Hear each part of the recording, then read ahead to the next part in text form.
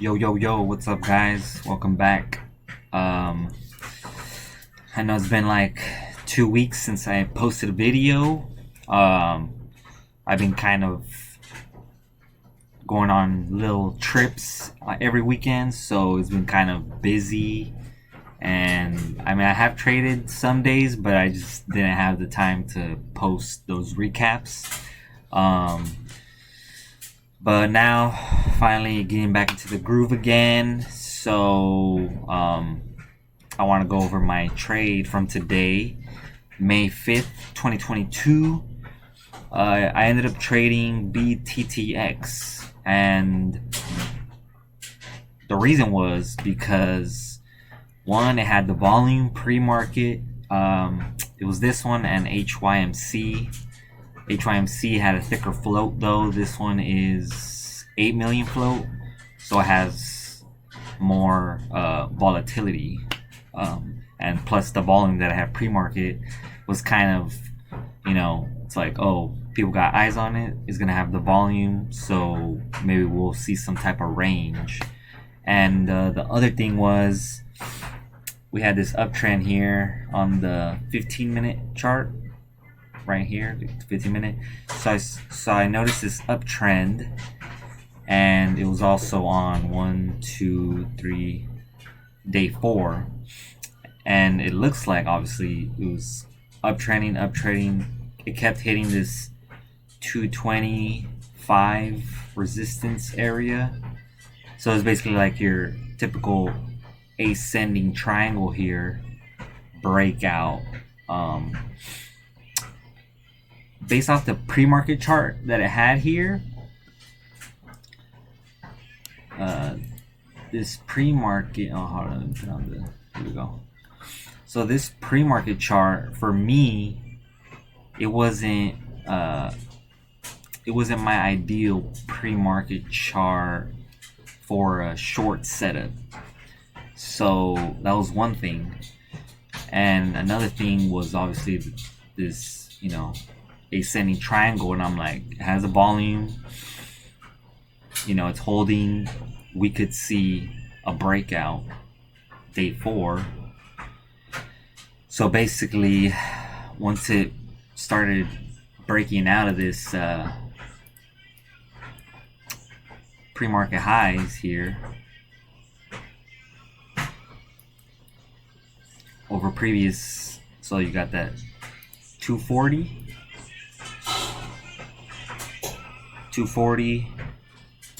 broke out with some volume, and basically then my pre-market plan was, all right, since it was consolidating right here, I was like, all right, 250 support, let me look for a dip into 240 to 230s, and if 230 240 holds, and then we see a reclaim back over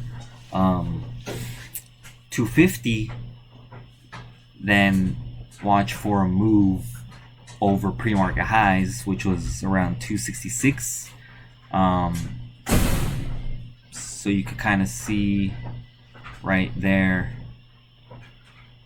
I began to scale in a little bit earlier, but with my size, my small size bullets, spread them out. So I began to scale in to 260, and I even had an order ready at 230, but it never hit 230. So that was kind of my tell. It was like, oh, it didn't hit my bottom orders, and it's holding, and try to fake out longs and shorts. I was like, okay, this thing can probably end up squeezing because it was also crowded. So yeah, let's go into the 1 minute. Let's see how it went, like in my head, so y'all can know what I was doing. So here was the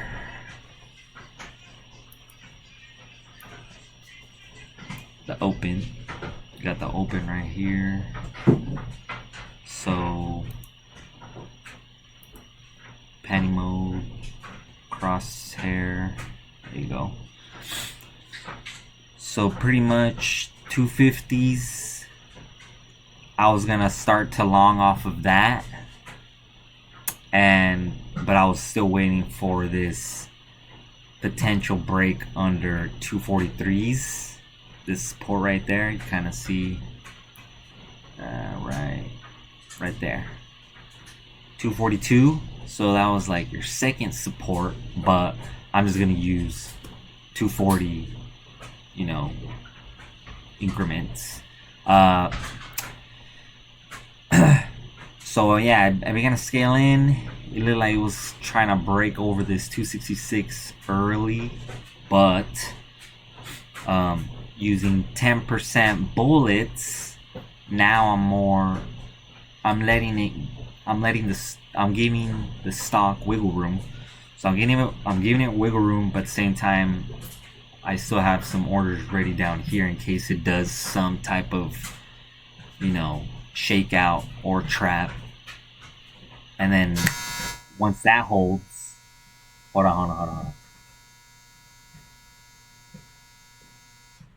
Okay, if that holds, which was 240, 230, and it continues to hold and starts to try to reclaim, watch for that move over pre-market highs. So that's kind of what I was thinking here. And then this move right here was pretty savage.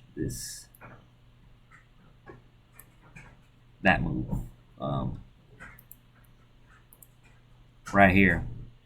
So you see, at this point, this is when I started adding a little bit, bigger, 20% size.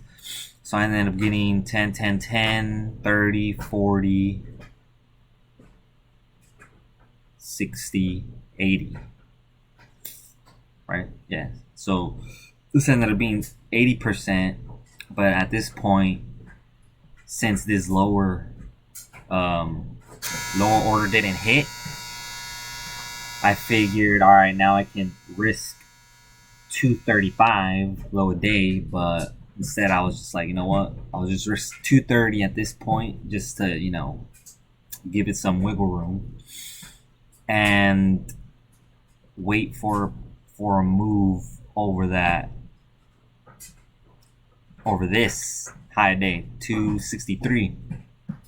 So at this point you had, consolidation here, and then look at this right here. You got this green, all this green buying right here. Look at that volume. It's all green. It started to build up. And at this point I was already thinking, I was like, if this thing gets over that 250, starts to hold, gets over this 253 and then 258, we're gonna see some type of squeeze because there's shorts risking those levels, and they're gonna start to cover, and then they're gonna have buyers coming in. So it's like shorts covering, buyers buying, squeeze effect.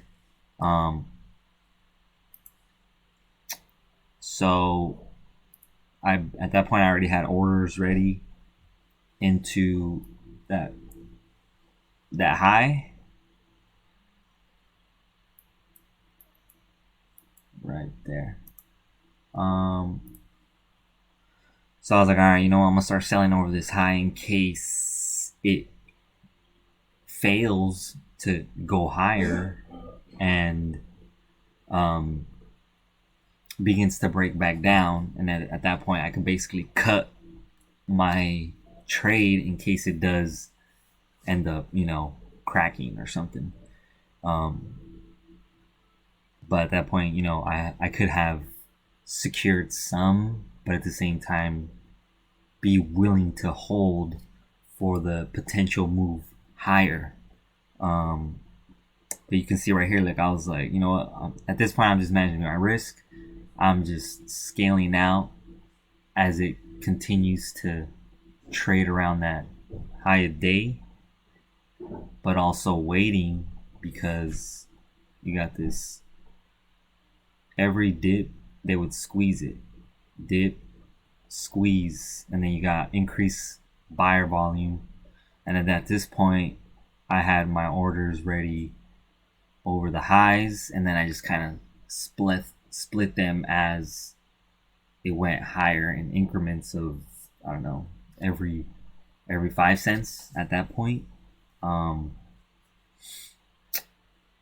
So then, as I scale out, I still have some size and I'm able to hold through the move, but also secure the gains. And then that way, I'm able to move my percentage gain up as I scale out, continue to scale out as the stock goes higher from my average. And then that way, once it starts hanging around up top here, I just kind of start to scale out more, only because at that point I was already up more than 10%. So I was like, maybe I should be just okay with just scaling out into this area in case it doesn't go over 3 and then falls back down to like 266, 250s. And at this point, that was it. That was basically the whole trade. You can see there I ended up holding at 280s, broke over highs, made a lower low, and then now you got your backside. I think. Nope. Because see, once it reclaims 280 again, boom, you get the squeeze over high day. And then it fails to hold. And then, boom, third squeeze. You see how they're all the same kind of? They kind of all move the same. So that could have been multiple trades. Dip, squeeze. Dip, squeeze. Dip, squeeze. Dip, squeeze effect. The DSF, dip, squeeze effect. I'm going to call that. I'm gonna start using that. The DSF. Dip, squeeze effect. Then that was the last one. Check out what happens next. Boom. They dump it. End of the day. Oh, and look what else. We got a trend line there. Your trend broke. Finally. Trend is now broken. Check it out. Check it out. See that? Dip, rip. Didn't touch it. Dip, rip, dip, rip, dip, rip.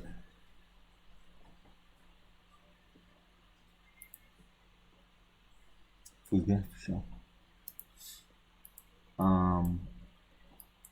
And then see, now we got that retest back into the trend. So this kind of tells me it broke out, came back down below the breakout point, retesting this trend. So tomorrow, watch out for this. Maybe we get some type of pop and then it breaks the trend and we see a move down into like 165, 120s, first red day type of thing, or second red day. So yeah, this is gonna be a good one, interesting one. But yeah, that's all I got for today. Hope you guys enjoyed this Bttx recap video. If you want to see more, feel free to join my Discord. I'll post a link in the description below. Don't forget to like the video, subscribe to the channel if you haven't already, and we'll see you guys on the next one. Peace.